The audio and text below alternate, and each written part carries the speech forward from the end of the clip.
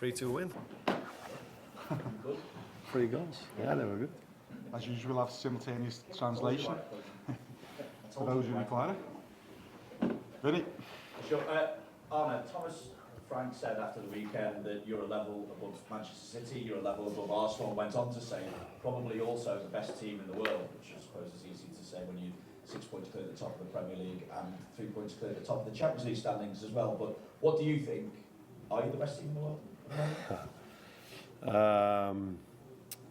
His opinion means definitely something to me because he's shown at Brentford how well he's done so many years for this club, and without spending crazy amount of money, just every time he's able to perform with his teams very good in the Premier League and make it so hard for every top 5, top 6 team to play against them. So his opinion definitely means something to me, but I think it's far too early for me to say these things. We have to face a lot of teams. Champions League format this season is also difficult. Can we judge the league table in the Champions League? Because every team faced different teams. So you can be lucky or not with the draw you had. I don't think we were lucky though, but so very difficult to judge the league table, but always nice to get compliments from a manager that has proven to be such a good manager here in the Premier League. Can I ask you again about Darwin as well, because everyone saw how happy the rest of the group was that he got those 2 goals at the weekend as well. But as you admitted on Saturday, he could have been sent off as well. As a coach, do you quite know what you're going to get from Darwin all the time? How do you manage that? I'm almost happy that you asked me this question, because he would have been sent off after the 2-0, so that not everybody is saying that's why they won and they were lucky, blah blah blah. No, I can come up with a few decisions that went against us where we didn't get the points maybe, but let's not get into that. So then your next question was, because I only want to focus on that. No, I mean, do you quite know what you're going to get from Darwin Oh. all the time, and how do you manage that? I think it's with the most difficult in football is to find for a team, but also as an individual, to find consistency. And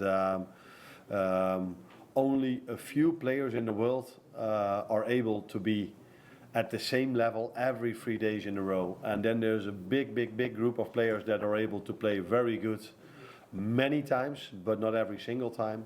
And I think we have. He's one of the players that belongs to the group that is good many times. But next step for him would be nice if he can go into the bracket of the 5, 6, 7, or 8 players in the world that are every 3 days outstanding. And I do know we have also 1 or 2 or a few players that are every 3 days of a very high standard. And it's a nice challenge for him to go to that group of players as well. And you can pretty much secure top spot in the Champions League standings with victory. I mean, what importance do you put on finishing top of those Champions League standings before the knockout phase?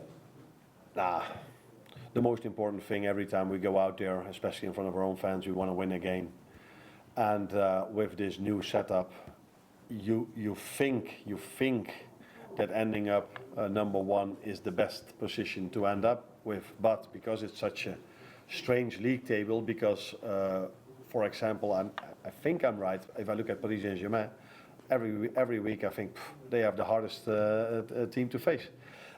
So they are quite low on the table, which is not their quality, but they are low. So maybe if you end up number 1, you can face them. So then it's a disadvantage. So I'm not looking at the league table in a way of, oh, if we are number 1, we probably have the most easy team to face, because that is impossible to say, because of this weird format, or weird, I don't mean it in a negative way, but a strange format we are having now. So being on top maybe doesn't tell you that you're the best team, and being number 24 doesn't tell you that you're number 24 in terms of quality. It's a lot of has to do with the teams you've faced. So yeah, we want to win, but not from an idea about that will probably give us then the best lead up for the rest of the campaign. Microphone that way. Hello. What do you think of Lille? Hang on, just wait for the microphone, please. Sorry. Sorry, Hervé Polo from the King. What do you think of Lille performances so far in this Champions League? Are you surprised by the way they play and the teams they've beaten? I'm impressed. not surprised, but impressed. Not surprised because I think it was 2 or 3 years ago that I played the current manager when he was at Rennes with my former club, and then I was impressed by the way his team played. And yes, of course, a few weeks ago when I didn't saw them playing yet, I was like, oh, they beat Atletico Madrid, surprise. They beat Real Madrid, surprise. But now, of course, I saw many games of them, and now I'm definitely not surprised anymore, but impressed because they've deserved every single point they got till now. And I just said something about the league table. For them, it's definitely not because they faced easy competition. They faced Sporting Lisbon when Amorim was still there, and they were impossible to beat Sporting Lisbon. Okay, they lost that one, but they faced them, they faced Juve, they faced Atletico Madrid, they faced Real Madrid. And now they are facing us, and the next game is going to be difficult for them as well, because then they face Feyenoord, which is my former club, if you didn't know. So they haven't been lucky with the fixtures they had, so that's the reason why I'm so impressed with them in the Champions League, and an unbeaten run of 21 games probably tells you even more. Is that James?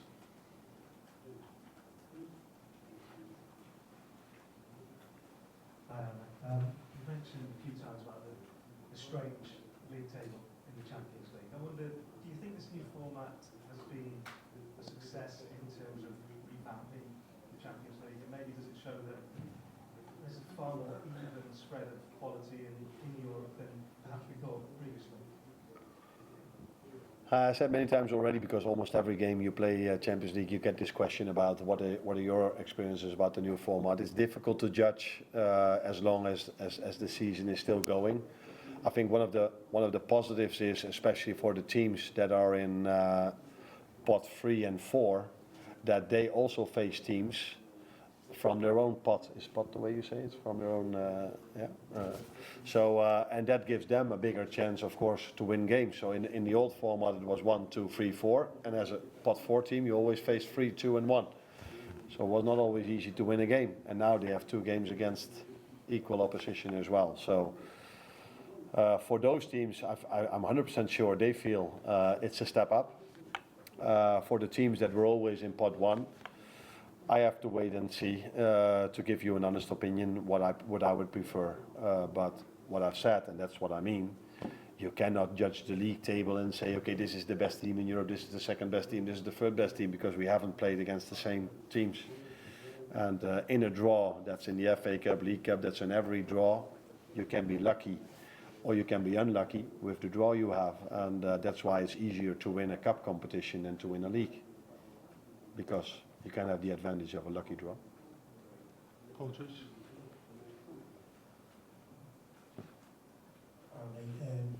You've been very clear that performance levels have been improving, and certainly attacking output has increased, specifically over the last couple of months. What do you put that down to? Why is that?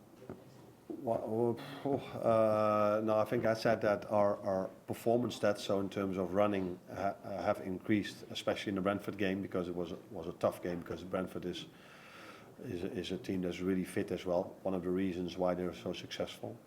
You tell me now that our attacking stats have gone up.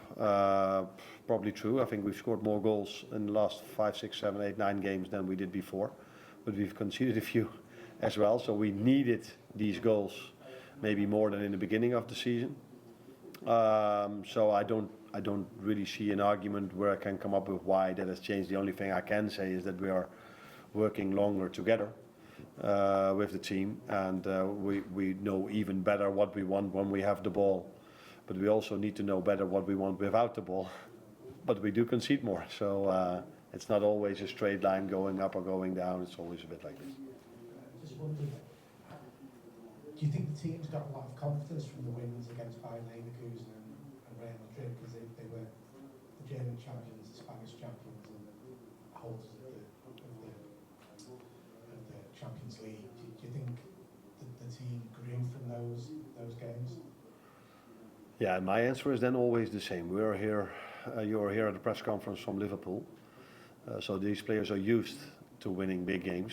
So I don't think they need games like this to grow in self-confidence from, okay, we can beat these teams now all of a sudden. I do understand that last season in the Europa League, we were not in the Champions League, so the club didn't face the same competition maybe as you have in the Champions League. But the years before, and at their national team and playing in the Premier League, these players are not impressed by a win against Leverkusen or a win against Real Madrid. That's not something special for them. They've done that so many times that they like it and they're happy with it. But I don't see anything. 5 minutes after the game, I already see like, oh, I can see I'm at Liverpool here, because if we would have beaten with Feyenoord Real Madrid, then there was a big party in the dressing room. But here, everybody's 5 minutes later already thinking about recovery and making sure that they're ready for the next game. Gentleman in front. Hi, Untitled from AFP. Going back to Lille and their manager, what are their main strengths for you? And are you expecting a block or maybe a more open game? It is difficult for me to answer that question because many managers have changed their game plan against us compared to the games they've played before in the last few months. But if I just look at them, how they've played against in the last games and what their playing style is, I'm expecting an open game tomorrow, because they are pressing every team. If it's Olympique Marseille or Real Madrid or whatever team they face, they just press them high. They are not afraid to bring the ball out from the back. So for us, it's going to be a change of styles compared to the recent teams we faced. Although Brentford also wanted to press us really high, but also afterwards went to a real low block. But many teams, the 3 or 4 teams we faced before, didn't want to bring the ball out from the back. And that's what Lille is doing. That's what they're really good at. So that's what I expect. But I expected that from a few teams we faced in the last 3 or 4 games as well. But they changed their game plan against us. So you have to ask their manager if he's planning to play the same style or is he planning to change it.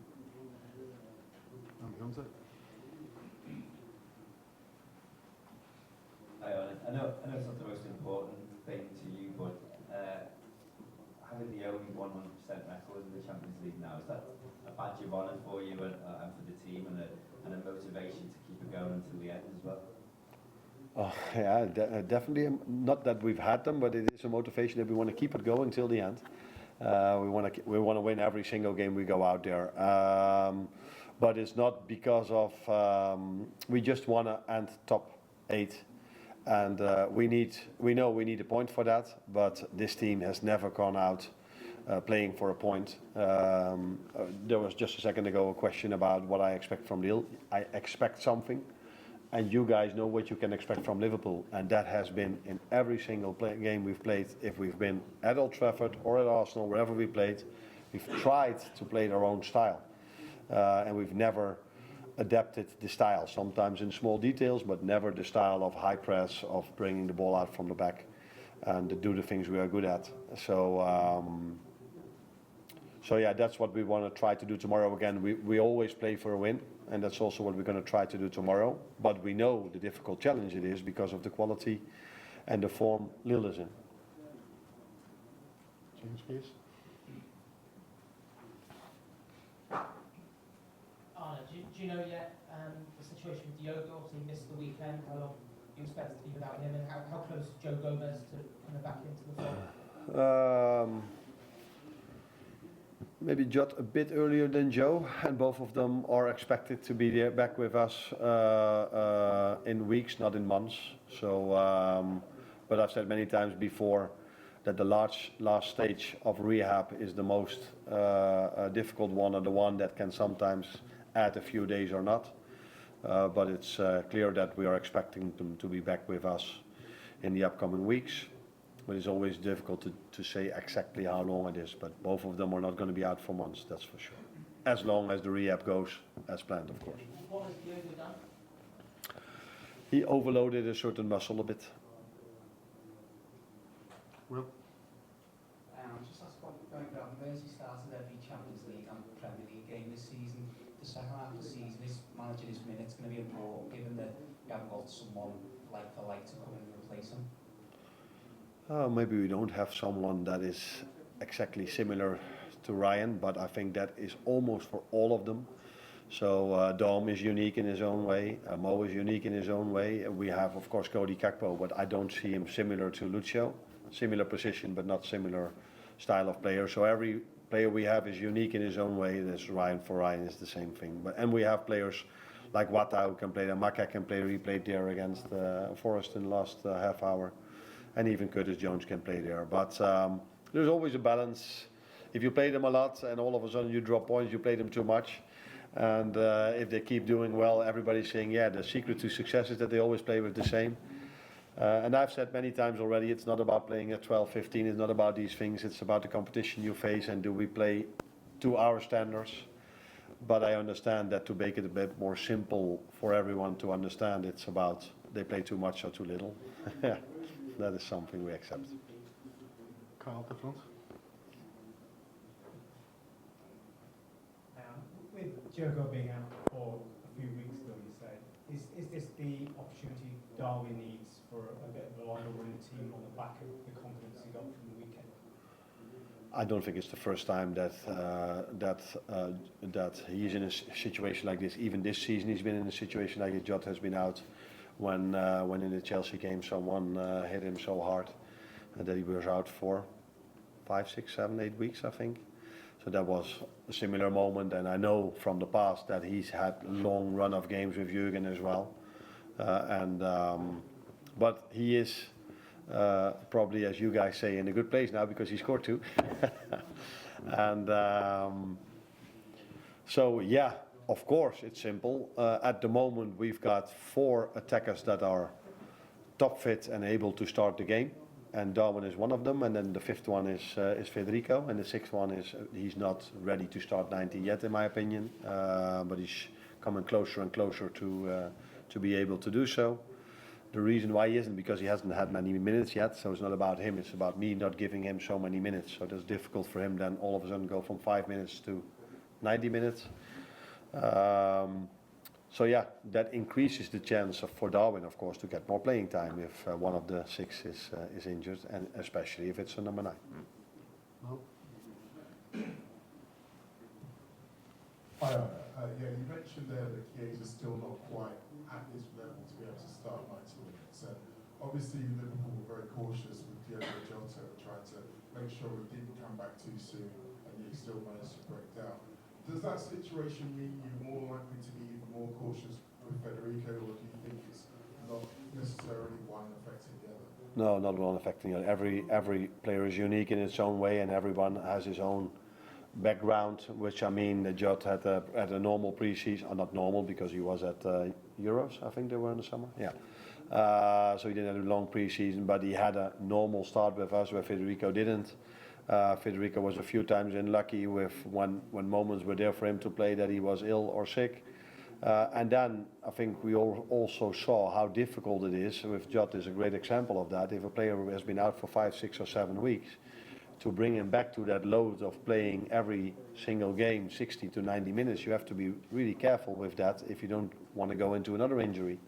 And yeah, especially because there's no winter break, there's no time to give them during the week a game, unless I have to play them with the under-21s, but I don't think a player like Federico Chiesa or Diogo Jota should play in those games.